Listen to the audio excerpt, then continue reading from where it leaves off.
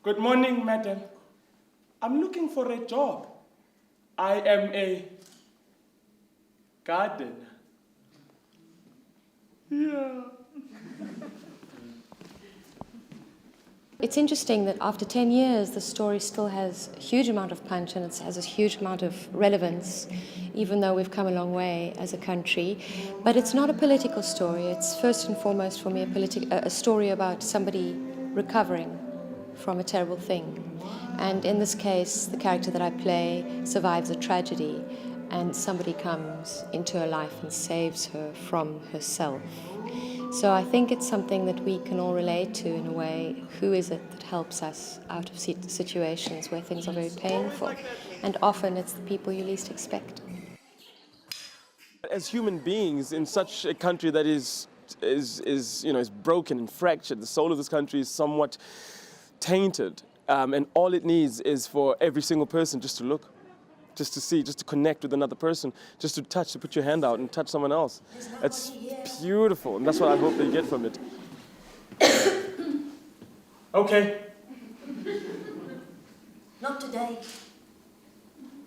Style of Black and Blue is quite specific. It's like nothing anyone's ever seen before. It's very delicate. At the same time, there's a lot of clowning, and at the same time, it's very, very hard to watch because it's very painful. But we all know those relationships, and in fact I had a lot of ladies come after the show to say, well, that's exactly the relationship I have with my gardener. He is everything that I need and look forward to and is meaning to my life. These are people who are of a certain age. So I suppose the relevance, and on another level, young people absolutely love it because it is a love story, but not in the way you expect it. I was very inspired by my grandmother, who had a relationship of this kind with her gardener, who was called Wiseman.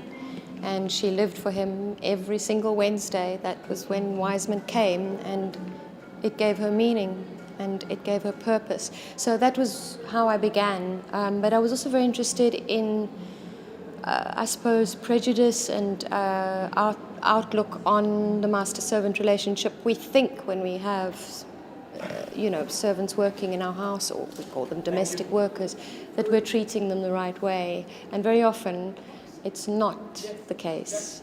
And that doesn't mean we're abusive or anything, but it's just something that makes us perhaps not see them as a human being. And what the character I play goes through is the revelation that this person that comes into her life, Jackson, is a total human being, but he's also maybe an angel who's come to save her.